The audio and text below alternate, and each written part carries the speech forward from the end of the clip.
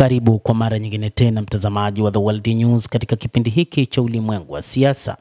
Jina langu ni Adam Hussein. Miongoni mwa yale tuliokuwa nayo ni ripoti juu ya mataifa ya magharibi ambayo yanataka kuona yanaangusha utawala wa Urusi, lakini pia kuangalia ni jinsi gani yanaweza yakatengeneza mazingira ya kuiondoa Urusi katika miongoni mwa mataifa makubwa ulimwenguni.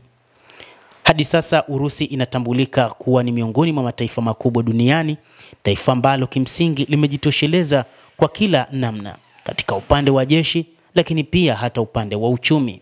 Urusi, tofauti na mataifa ya magharibi, ina hali ya uchumi mzuri ambao unasaidia hata katika kipindi cha miaka mitatu ya vita imezidi kuimarika kila kukicha. Mataifa hayo ya magharibi yanataka kumaliza nguvu za Urusi mara moja.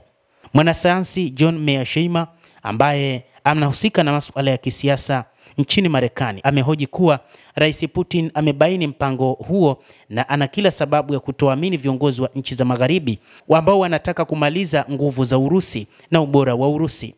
Mchambuzi huyo wa masuala ya kisiasa anasema kwamba serikali zinazoendelea kufuata sera zinazolenga kuidhoofisha Urusi hadi kuididimiza kabisa hadhi yao kama mamlaka kuu, kulingana na John Mearsheimer, ni kwamba wanapoteza muda tu na Urusi imejipanga hata kabla ya kuingia katika vita, na Rais Donald Trump amejua wazi kwamba mataifa magharibi yatatafuta njia ya kuweza kuidhoofisha Urusi.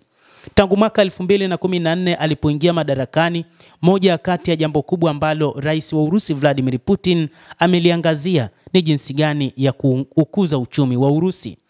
Vladimir Putin ambaye ni mwana KGB na Msovieti anajua namna gani Urusi ilikuwa ikijipambania katika kutengeneza ukuu wake, moja kati ya mataifa makubwa katika bara la Ulaya lenye uchumi mkubwa tofauti na mataifa mengine ya magharibi.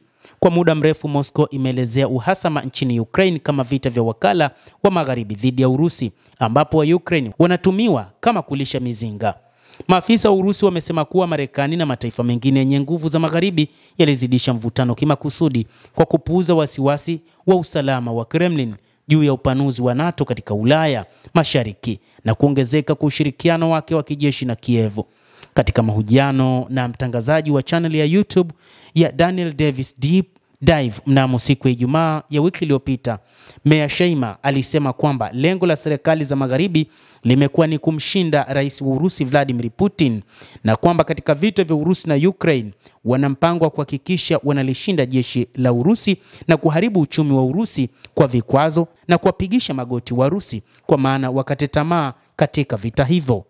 Hatujaweza kufanya hivyo, lakini hiyo haimaanishi kuwa hatutaki kuifanya kwa kweli.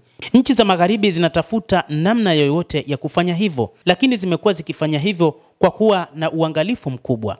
Lakini wanafahamu kwamba Urusi ni moja kati ya mataifa ambayo yanaweza kufanya mashambulizi kwa usahihi na yana uwezo wa teknolojia hali ya juu ya vita. Mataifa haya ya magharibi yanategemea Marekani, na Marekani ni kama vile imeamua kuiacha mataifa hayo kwa kuwa imekuwa ikipoteza fedha nyingi kwa miaka mingi kwa kuisaidia NATO, na ndio maana Rais Donald Trump ameyataka mataifa hayo ya NATO kuongeza bajeti yao kwa 5% katika upande wa ulinzi. Anasema mchambuzi huyo, ikiwa fursa ya kuweza kufanya maamuzi ya kufanya jambo hilo, kwa maana kuiangusha Urusi, na kwamba wangekubaliana nini cha kufanya, huenda wangetafuta namna ya kuimaliza Urusi kwa wakati wote kwa kutumia nguvu kubwa. Lakini hali ya uchumi wa nchi hizo ni ndogo sana kiasi kwamba kila kukicha kila mmoja amekuwa kitazama ni jinsi gani ataweza kuhakikisha raia wa taifa lake wanaishi kwa usalama. Mchambuzi huyo anasema kwamba Rais wa Urusi Vladimir Putin mara ya mwisho alichunguza kuangalia ni jinsi gani ataweza kupambana na watu hawa huku akishirikiana na watu wake wa chini. Aligundua kwamba mataifa ya magharibi bado yana mpango wa kutaka kuidhoofisha Urusi, na hivyo wakapanga mipango mingi ya namna ya kukwepa namna ya kumdhoofisha, na ndio maana hata wakati huu ametengeneza uhusiano na mataifa mengi hasa ya Mashariki ya Kati, lakini pia na baadhi ya mataifa mengine katika Afrika na hata baadhi ya mataifa ya magharibi ambayo ni wanachama wa Umoja wa Ulaya EU. Mtazamaji, endelea kutufuatilia, lakini usisahau kulike, usisahau kucomment, kadhalika na kusubscribe channel yetu hii. Utakuwa ukipata habari hizi kwa mapana hapa The World News. Mimi ni Adam Hussein, endelea kuwa nasi wakati wote, endelea kutufuatilia.